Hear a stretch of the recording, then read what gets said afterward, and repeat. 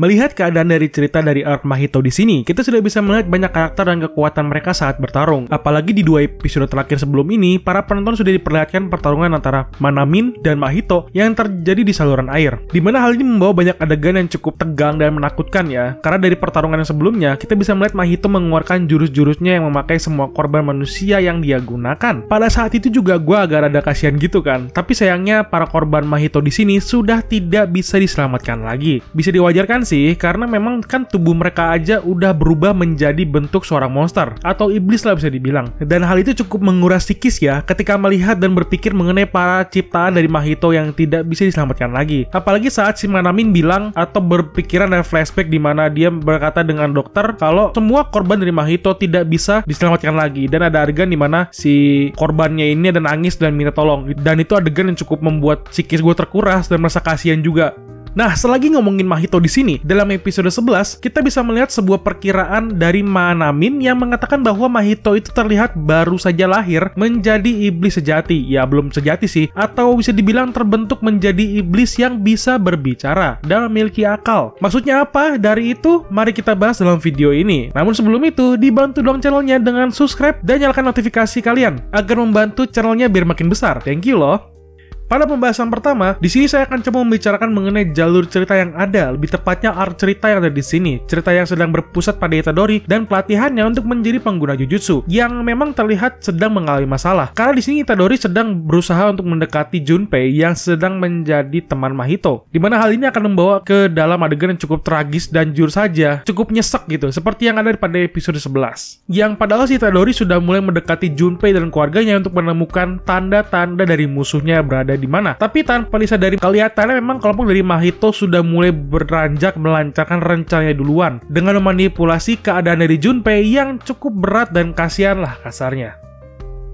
Yang saya maksud adalah Junpei, sang anak laki-laki ini kan memang pada awalnya sudah bisa terlihat dia ini anak yang suka dibully oleh orang-orang di sekolahnya dan selalu diremehkan. Dimana hal ini sebenarnya menjadi daya tarik untuk si Mahito dalam rangka untuk memanipulasi si Junpei. Jika kamu sudah menonton pembahasan gue mengenai villain utama Jujutsu Kaisen, kamu pasti akan mengerti mengenai sifat dari Mahito. Jika belum, silakan ditonton dengan langsung ke card di atas sebelah kanan, dimana gue ada mengatakan bahwa kepribadian Mahito sendiri kan dia ini suka bermain-main dengan emosi manusia dan dia menganggap bahwa hidup manusia tidak ada artinya. Makanya di sini kan dia membuat sebuah rencana untuk bermain-main dengan emosi dari Junpei yang sedang tidak stabil. Terlebih dari sifatnya Mahito yang sadistik, dia tidak akan segan-segan mengambil tindakan ketika bertemu dengan musuh atau targetnya. Apalagi dalam episode ini, kita bisa melihat ibu dari Junpei yang dimakan oleh iblis. Bukan sembarangan iblis ya, itu malahan sebuah umpan untuk organisasi Jujutsu dan sebuah dorongan terakhir untuk Junpei, di mana Mahito yang berbicara dengan Junpei di kamar itulah menjadi omongan terakhir sekaligus dorongan utama si Junpei yang ingin membalaskan dendamnya. Karena dari omongan si Mahito kan, dia ngomongnya aja bahwa jari Sukuna itu adalah barang kutukan yang biasanya dikirimkan oleh orang-orang yang membenci seseorang dan ingin melenyapkannya. Itu omongan dari Mahito yang memang kan digunakan untuk memanipulasi si Junpei. Karena logikanya aja kan, penggunaan Jujutsu aja jarang diketahui publik, apalagi jari Sukuna kan. Mustahil orang bisa sampai tahu apa itu jari Sukuna. Jadi bisa dibilang cuman sebagai barang santet aja kalau di daerah Indonesia mah, yang mendorong si Junpei ini menjadi makin dendam dengan para manusia.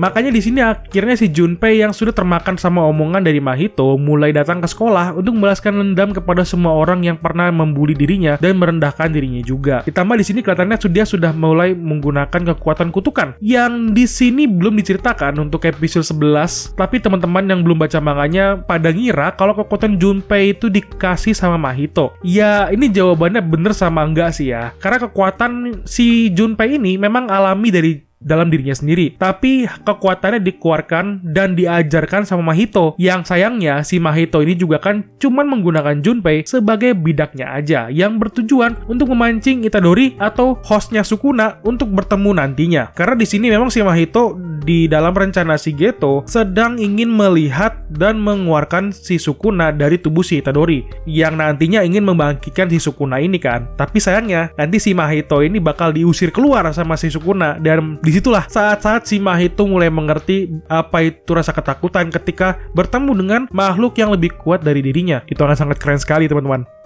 masuk ke dalam pembahasan kedua, di mana saya akan coba menjawab pertanyaan dari para penonton yang bertanya, apakah benar Mahito itu baru saja lahir menjadi iblis? Mari gue bahas di sini. Sebenarnya kalau dari pandangan gue terhadap si Mahito sendiri, dia ini bukannya baru lahir. Dia ini bisa dibilang baru saja berevolusi menjadi iblis sejati. Yang dimana artian iblis sejati yang gue omongin itu ketika sang iblis punya pikiran dan keinginan tersendiri. Berbeda dibandingkan dengan iblis lainnya, di mana mereka hanya mengikuti insting mereka saja dan menyerang siapapun yang ada di depannya. Hal ini memungkinkan Mahito untuk bergerak dengan bebas. Makanya dia mempunyai kepribadian seperti manusia dan pemikiran yang cukup normal, sama seperti manusia biasa. Ya meskipun pemikirannya tidak beres juga, ya sama kayak manusia kan, pemikiran juga nggak ada yang beres kan. Ya gitu lah maksudnya.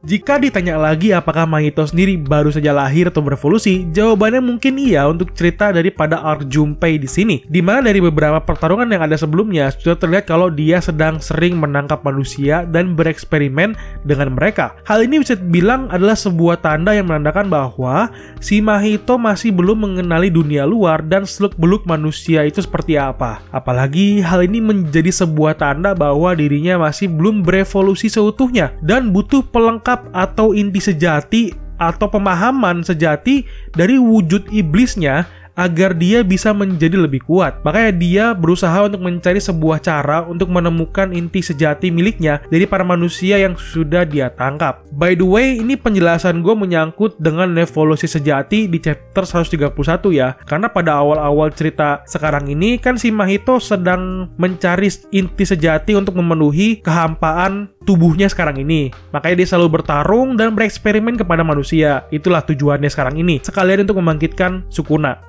Nah, apalagi untuk episode selanjutnya, di mana Mahito yang ingin masuk ke dalam jiwa Itadori dan bertemu Sukuna, disitulah seperti yang gue bilang tadi, letak rasa takut dari Mahito mulai kelihatan ya, ketika bertemu dengan Sukuna.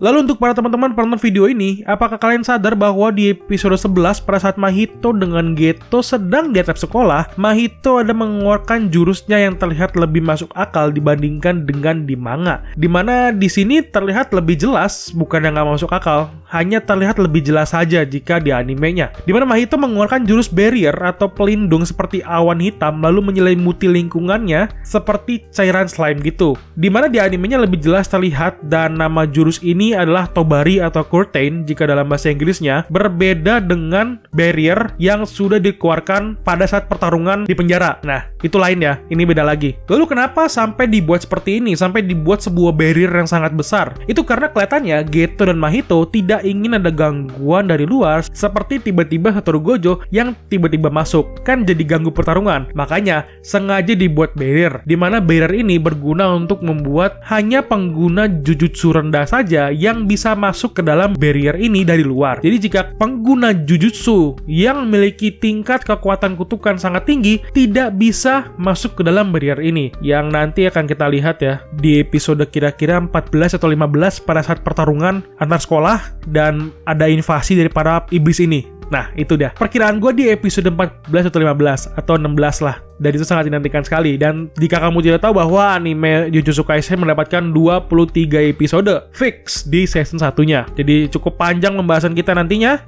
Dan akan kita lanjutkan nanti pada saat review di episode selanjutnya. Nah, itu aja pendapat dan informasi yang sudah gue rangkum dalam review Jujutsu Kaisen episode ke-11. Bagaimana pendapat kalian mengenai episode kali ini? Tulis kolom komentar ya. Dan jangan lupa bantu share video ini ke semua sosial media kalian. Jika kalian suka dengan pembahasan video ini, tekan tombol subscribe-nya untuk membantu menyemangati gue untuk terus bikin video. Dan jika kalian ingin lebih membantu channel ini, bisa langsung memberikan dukungan kalian ke link yang ada di deskripsi. Thank you and bye-bye.